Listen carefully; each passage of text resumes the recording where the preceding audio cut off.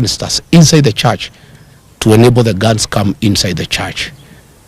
They were repulsed by members of the public and we escaped without being injured. Women and children were hurt inside that church. Immediately thereafter, William Ruto declared that goons will never be allowed to attack anybody or to go to church, and instructed IG Kaja to make sure that will never happen. It was just mere talk and camouflage, because he's the one behind these attacks, and these attacks have gone on unchecked. Again in Gatundu, last Sunday, goons attacked us.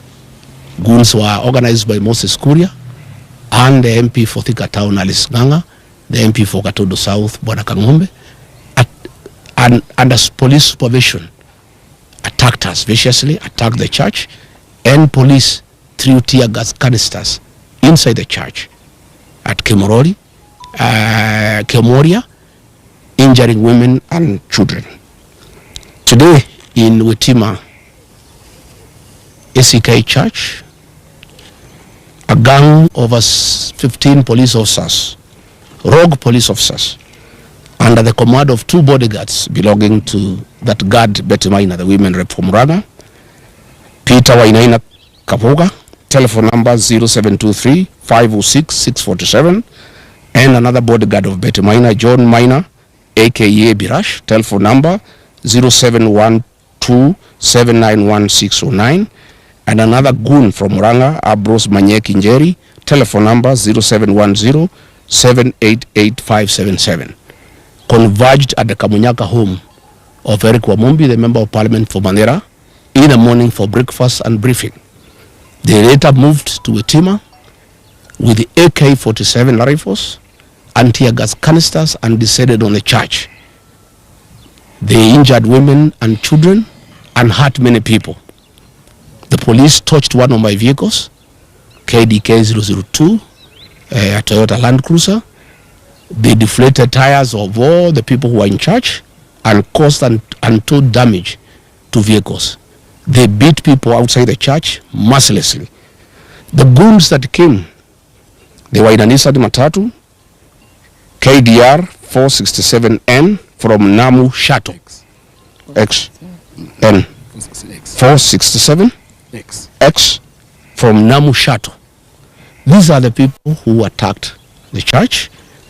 And they had AK-47, and we have corrected some cartridges, 7.62 millimeter. They are here from AK-47, and they had come to kill, and they were begging for our blood. And people have been left in anguish, wondering why their own government can turn against the Church of Christ and turn against leaders. I've heard Murkomen saying that they are going to investigate. How can Murkomen investigate himself? How do police investigate themselves?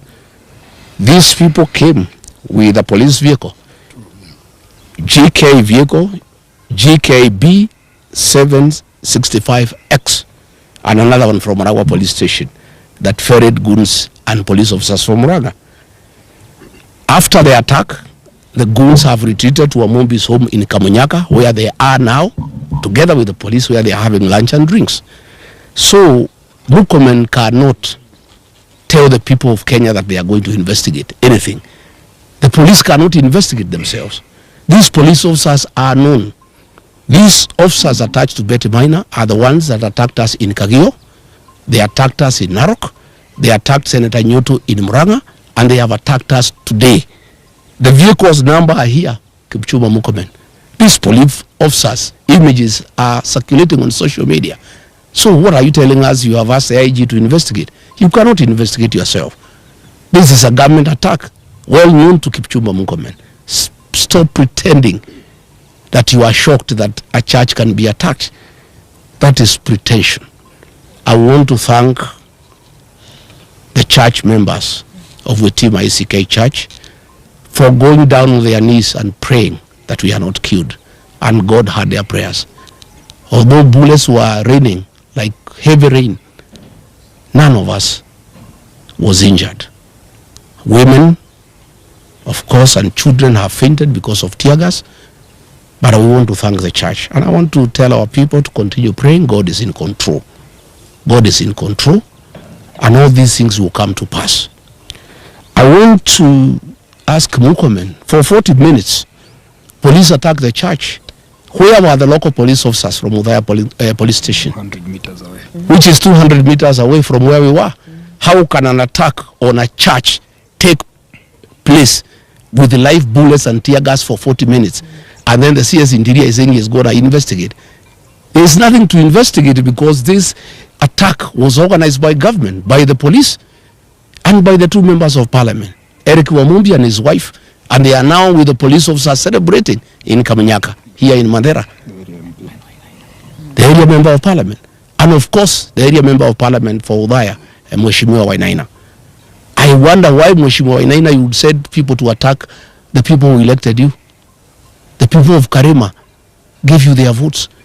Why would you send police to attack them in church? Let me wind up by saying the following. We are indeed not surprised that William Ruto has turned against the Church of Christ, and he has turned against women and children. This is part of his political DNA. It is in public knowledge that William Ruto organized an attack on women and children in Kiambaa Church in 2008, the first 2 days. On 2nd January 2008, children and women were burnt alive in church. It is William Ruto who organized that attack. And when he came and became our friend, we forgave him and we thought that he had changed his bad ways. But as soon as he became president, he went back to his old habits. He has a serious problem with the Church of Christ. He has a bone to pick with women and children. He attacked women and children in Mweki, PCA. He attacked women and children in Kariobangi. He attacked women and children in Gatundu. Today he has attacked women and children in Wetima. William Ruto, we had thought that you have changed your bad habit of killing women and children in church. Apparently you have not changed. You have even become more vicious as president, because now you have power, you have the police, and you have everybody to back you up.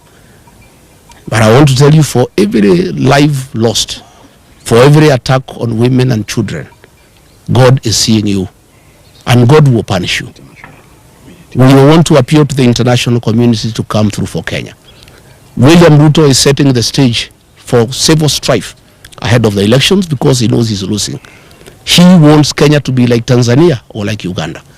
I want to tell William Ruto, Kenya cannot be Uganda and it cannot be Tanzania.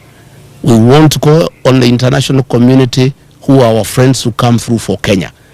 This impunity by William Ruto, setting the stage for civil war ahead of the elections, must be checked, because the people will not take it.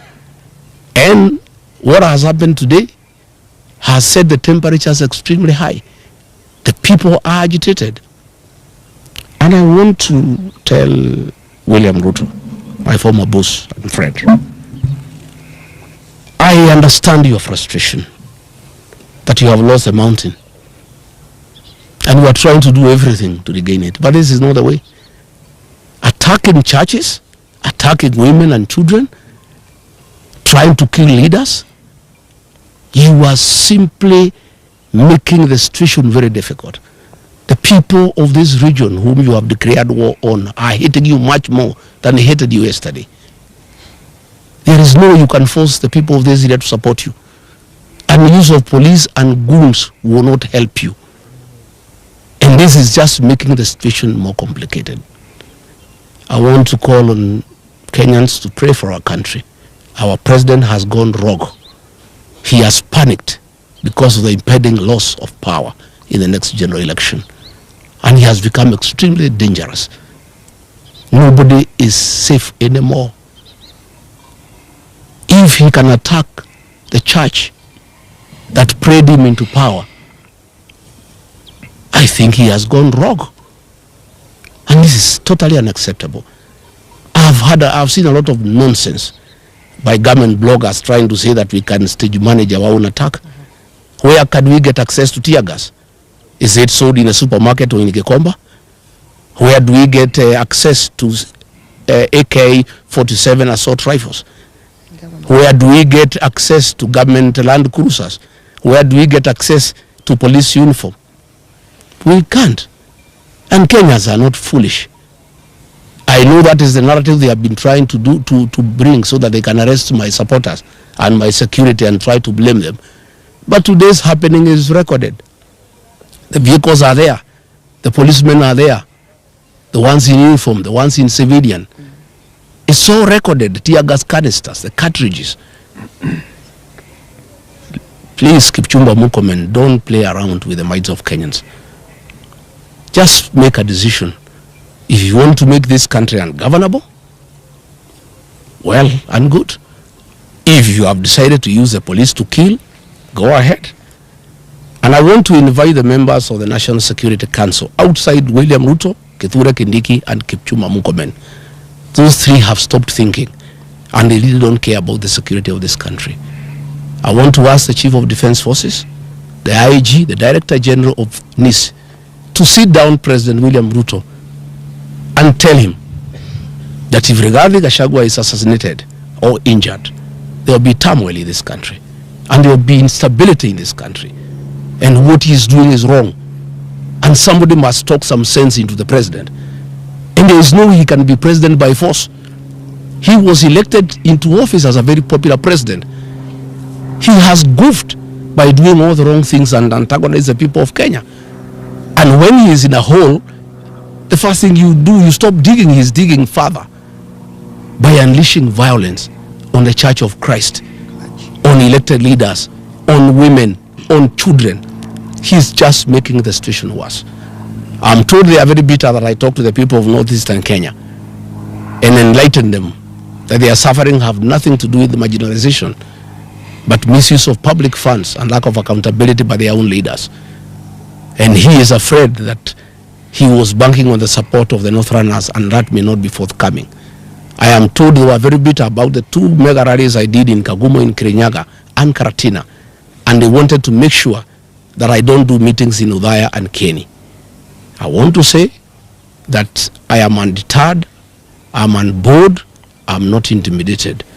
We shall continue with the journey to liberate this country. We shall continue. And I want to ask our supporters to be steadfast. Our young people to continue protecting our meetings against goons. But now they have changed gear. Instead of using goons, because they realize from Gatundu, the people have said no to goonism, and they'll deal with the goons. Now they are using the police to attack the people of Kenya. They are using police with live ammunition and tear gas to cause havoc. How do police who are in charge of security and law and order be the source of insecurity in their own country? How do police turn against innocent women and children and beat them and fight them with live ammunition, with the tear gas? I think the president has gone berserk. The reality that he'll be one term is too much for him to comprehend, and he has lost his head. I think we want to call the president to order. William Ruto, you killed our children and women in Kiambaa Church. Please stop attacking churches. Stop attacking women and children. Stop attacking leaders. Today, William Ruto, I want to assure you, this mountain is lost. Even if you killed Rigathi Gachagua, the mountain will not come back to you. It will even be more difficult for you than it was when I'm alive. Even if you injure me or you injure these leaders, the mountain gets away from you every day. The more you fight us, the more you unleash violence on us, the more you attack our churches, the more you attack our women, the more you attack our children, the more the mountain distances itself from you. And people are regretting having voted for you because they knew you are not a good person.